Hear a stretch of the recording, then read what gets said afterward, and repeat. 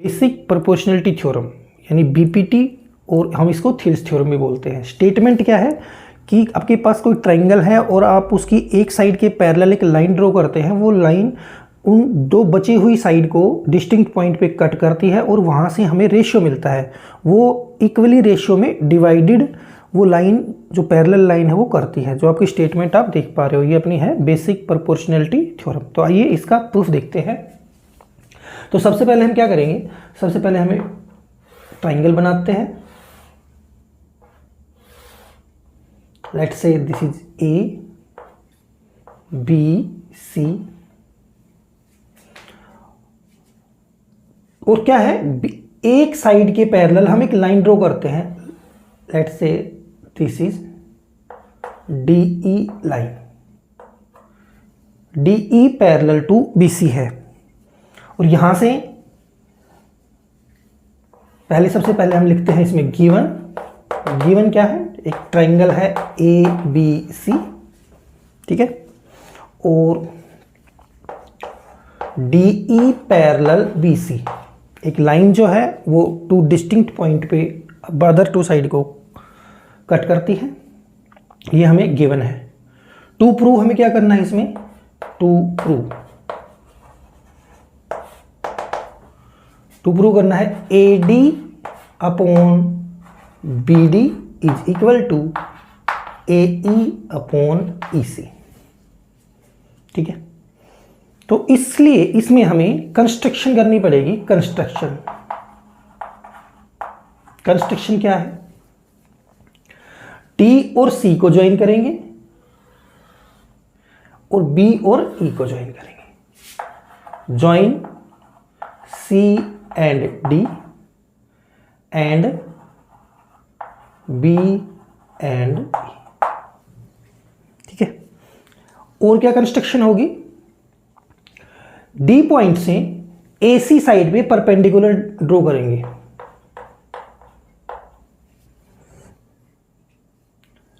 D point से A C side पे perpendicular draw करेंगे और ई पॉइंट से ए बी साइड पे परपेंडिकुलर ड्रॉ करेंगे। Let's say this point is M and this point is N, ठीक है। तो हमने क्या कंस्ट्रक्शन किया यहाँ पे, D M perpendicular on A C and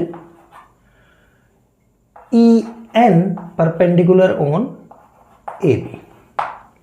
ये हमें कंस्ट्रक्शन इसमें करनी पड़ेगी। इसके बाद देखते हैं इसका प्रूफ। नाउ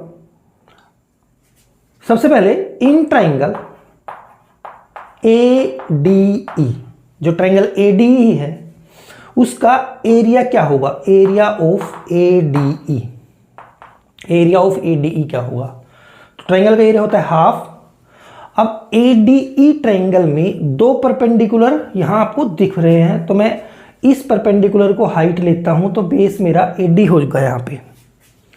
तो बेस ए डी इंटू हाइट हो जाएगी ई एन, क्योंकि यहाँ पे दो परपेंडिकुलर ड्रॉन है तो आप इसको भी बेस ले सकते हो, तब ये हाइट होगी अपनी डी एम। तो यहाँ से इन ट्रायंगल ए डी ई में एरिया ऑफ ए डी ई हमारा आ गया हाफ, ए डी बेस है तो हाइट अपनी हो गई ई एन, या इसको एन ही बोलते हैं, ठीक है। नाउ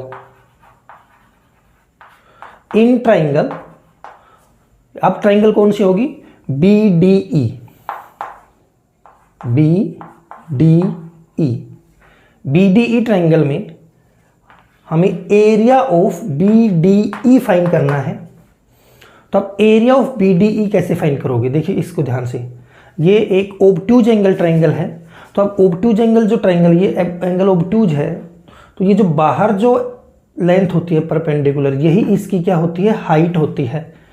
तो हाफ, तो बेस क्या होगा इसमें, बेस हो जाएगा अपना बी डी और हाइट यहाँ पे हो जाएगी अपनी E N. This is equation number 1, this is equation number 2, ठीक है।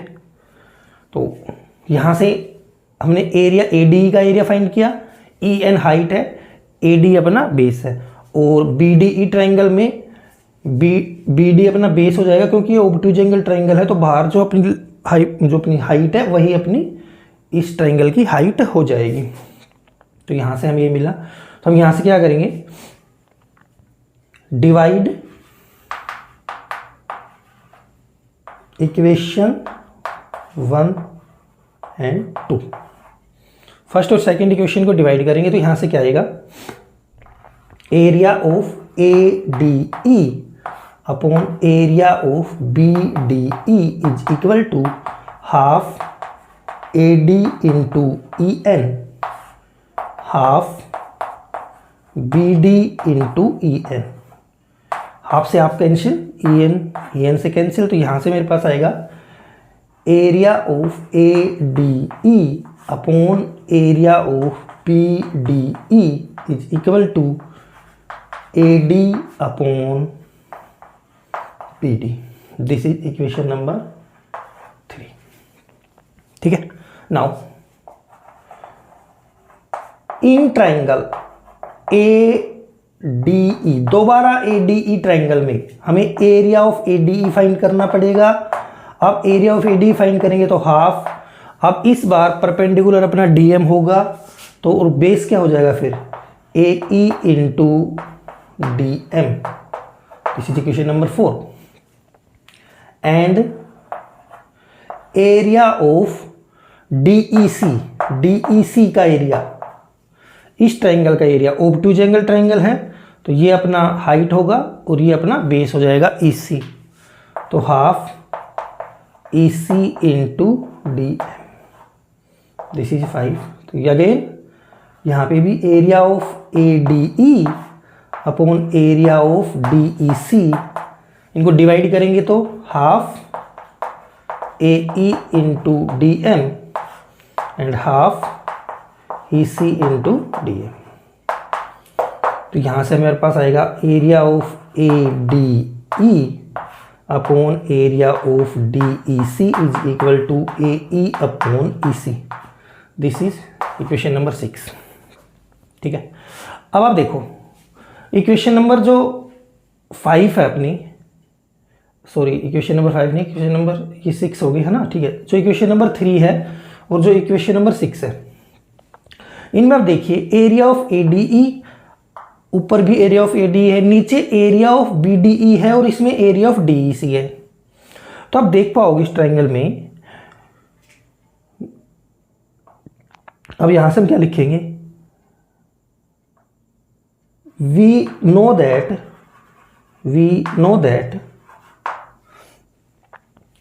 इन triangle A B C triangle में D E parallel to B C है, बिल्कुल है, D E parallel to B C है। And triangle B C D, sorry B C D triangle नहीं लेंगे, triangle B D E and triangle B D E है D E C are on same base D E and same parallel. इस triangle में D E parallel B C है और ये दोनों parallel है, तो बेस देखिए ये triangle B D E triangle जो आपको दिख रही है और जो डी ई सी ट्राइंगल है ये same parallel, between same parallel है और बिटवीन सेम पैरेलल है, बिटवीन दोनों इन पैरेलल्स के बीच में है दोनों ट्राइंगल और बेस दोनों का सेम है डी ई। तो यहां से हमें क्या पता चला, इस बात से हमें ये पता चला कि इन दोनों का एरिया क्या होगा, इक्वल। ये क्लास 9th में हम इस थ्योरम को पढ़ते हैं कि अगर दो ट्राइंगल हो, सेम बेस हो, सेम पैरेलल के बीच में हो तो उनका एरिया क्या होता है, इक्वल होता है। तो यहाँ से हम लिख सकते हैं therefore area of B D E equal to area of D E C. ठीक है। तो यहाँ से हम क्या लिख सकते हैं, फ्रॉम 7, तो आप लिख सकते हो फ्रॉम इक्वेशन 7 इक्वेशन हम ये लिख सकते हैं, ये जो बी डी ई और डी ई सी दोनों क्या हैं, सेम है। From equation 7 in equation 3 and 6। From 7 equation से इक्वेशन 3 और 6 में क्या होगा, इक्वेशन 3 और 6 में क्या होगा, area of A D E upon area of B D E equal to area of A D E upon area of D E C, ये इक्वल होगा। तो फिर राइट साइड भी इक्वल होगी, यानी A D upon B D equal होगा A E upon ए सी। यही हमें प्रूव करना था, हेंस प्रूव्ड। ठीक है। और इसमें क्या है कि 2 कोरोलरी और होती हैं इसकी, कोरोलरी होता है कि वो थ्योरम जो प्रूव कर लेते हैं हम उसको, तो उससे क्या रिजल्ट निकलते हैं हमारे पास, उसको हम कोरोलरी बोलते हैं। और वो क्या होती है, देखिए A D upon B D है, A D upon B D और A E upon E C है। तो यहाँ पे क्या होगा, आप A D upon A D लिखो और फिर उसके नीचे आप ए बी लिख दो। 2 कोरोलरी क्या है, आप A D upon A B भी लिख सकते हैं एंड यहाँ से ए ई अपॉन ए सी भी लिख सकते हैं। फर्स्ट तो ये हो गया, ठीक है। एंड सेकंड आप देखिए ए डी और ए बी लिख सकते हैं, ए ई और ए सी को लिख सकते हैं। सिमिलरली ऐसे ही आप B D upon A B भी लिख सकते हैं and A C upon A C.